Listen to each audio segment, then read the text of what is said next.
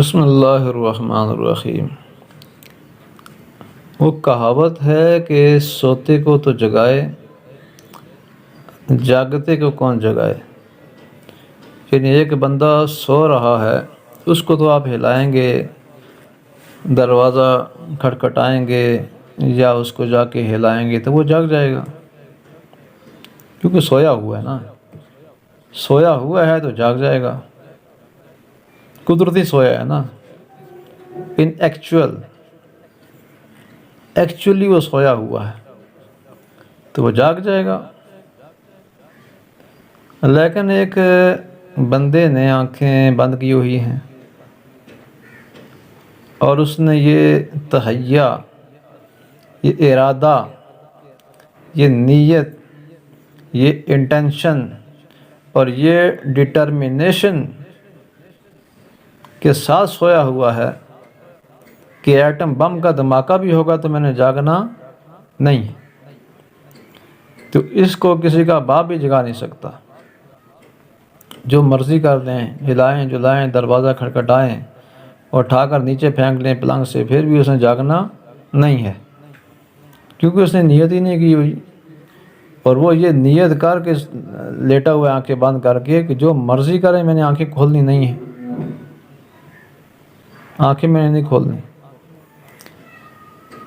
ایک اور قصہ مجھے اس اپنے موضوع کے ذیل میں پہلے بھی میں نے کہیں عرض کیا تھا کہ ایک بھیڑیا اور بھیڑ کا بچہ پانی پی رہے تھے،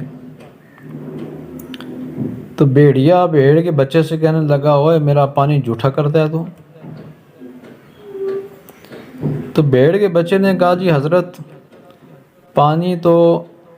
آپ کی طرف سے میری طرف آ رہا ہے، جھوٹا تو آپ کر رہے ہیں۔ اس نے کہا، اوئے تو جو ہے نا بدتمیزی کر رہا ہے میرے ساتھ، تو وہی ہے نا جس نے پچھلے سال مجھے گالی نکالی تھی۔ اس نے کہا، جی حضرت پچھلے سال تو میں پیدا ہی نہیں ہوا تھا۔ اس نے کہا، اچھا اوئے تو میری باتوں کا جواب دے رہا ہے، اور جا کے جھپٹا مار کے اس کو کھا گیا کہ تو بدتمیز ہے اور آگے سے جواب دیتا ہے مجھے۔ تو اب یہ ہے کہ اس بھیڑیے نے تہیہ، ارادہ، ڈٹرمنیشن پکڑی ہوئی تھی، پکی کہ میں نے کوئی نہ کوئی بہانہ بنا کے اس بھیڑ کے بچے کو کھانا ہے۔ اب بہت سے پاکستان کے اندر ادارے پیچھے پڑ گئے ہیں عمران خان کے، نام کسی کا نہیں لیتے کیونکہ بہت سارے ہیں، تو وہ پیچھے پڑ گئے ہیں، انہوں نے یہ تہیہ ارادہ کر لیا ہے کہ عمران خان سانس لے گا، سانس اندر لے کے جائے گا، پھر بھی کرنا ہے مقدمہ، سانس باہر نکالے گا پھر بھی مقدمہ کرنا ہے، چپ رہے گا پھر بھی کرنا ہے مقدمہ، بولے گا پھر بھی مقدمہ کرنا ہے۔ یعنی جب تہیہ اور ارادہ ہے اور ویری اسٹرانگ قسم کی ڈٹرمنیشن ہے، کمٹمنٹ ہے، ویسے کہتے ہیں کہ انصاف وہ ہوتا ہے جو ہوتا ہوا نظر آئے۔ ڈوئل اینڈ ڈبل سٹینڈرڈز سے اسٹیٹ نہیں چلا کرتی۔ جہاں انصاف بک جاتا ہے، تاریخ انسانیت کے اندر جہاں بے انصافی ہوئی ہے، جہاں بے انصافی جس معاشرے کے اندر، جس ملک کے اندر، اس ملک کو دنیا کی کوئی طاقت بھی تباہی سے بچا نہیں سکی۔ یہ ہمارے جو اہل دانش ہیں، بڑے بڑے بعض علماء کرام اور اہل دانش، وہ کہتے ہیں ملک یہ معاشی خالی اس سے تباہ نہیں ہوتے کہ معیشت کمزور ہو گئی یا کوئی اور مسائل ہو گئے، ملک بے انصافی سے تباہ ہوتے ہیں۔ دوسری جنگ عظیم میں انگلینڈ سارے کا سارا تباہ ہو گیا، تو ونسٹن چرچل سے کہا گیا، جی سب کچھ تباہ ہو گیا۔ اس نے کہا، ہماری عدالتیں کام کر رہی ہیں نا، انصاف کے ساتھ، کہا جی عدالتی نظام چل رہا ہے، انصاف ہو رہا ہے، اس نے کہا پھر غم کی کوئی بات نہیں، یہ ملک پھر کھڑا ہو جائے گا۔ تو یہ ہے کہ جہاں انصاف مر جاتا ہے، دفن ہو جاتا ہے، وہاں پھر ڈیزاسٹر شروع ہو جاتے ہیں۔ اور جب بے انصافی حد سے گزر جاتی ہے تو پھر کیا ہوتا ہے کہ جب بے انصافی حد سے گزر جاتی ہے تو پھر لوگ کھڑے ہو جاتے ہیں، پھر وہ خود انصاف کرتے ہیں۔ فرانس کی ملکہ نے کہا تھا کہ عوام کے پاس روٹی نہیں ہے تو کیک کھائیں۔ تو اس کے بعد جب پھر مشتعل عوام پہلے سے تھے، لیکن جب ان کے ساتھ اس طرح بات کی گئی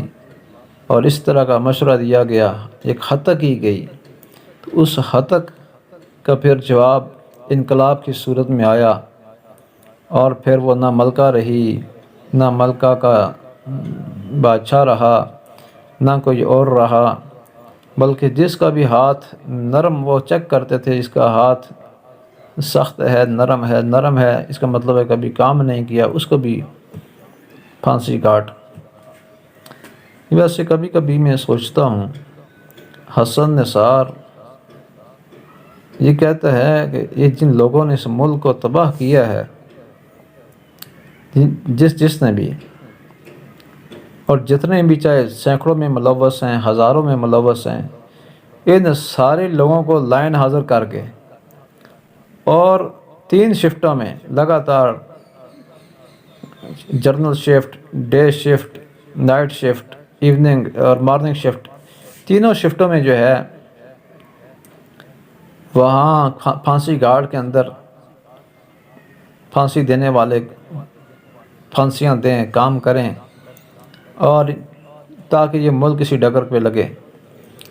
حکیم سعید سے کسی نے کہا، سابقہ گورنر جو تھے، جو شہید کر دیے گئے تھے اور MQM والوں نے انہیں شہید کیا تھا، تو ان سے کسی نے پوچھا تھا ایک دفعہ کہ پاکستان میں بہتری آ سکتی ہے؟ انہوں نے کہا جی آ سکتی ہے۔ کہا جی کیسے؟ تو حکیم سعید صاحب نے فرمایا تھا کہ جو 100 بڑے بڑے جگہ ہیں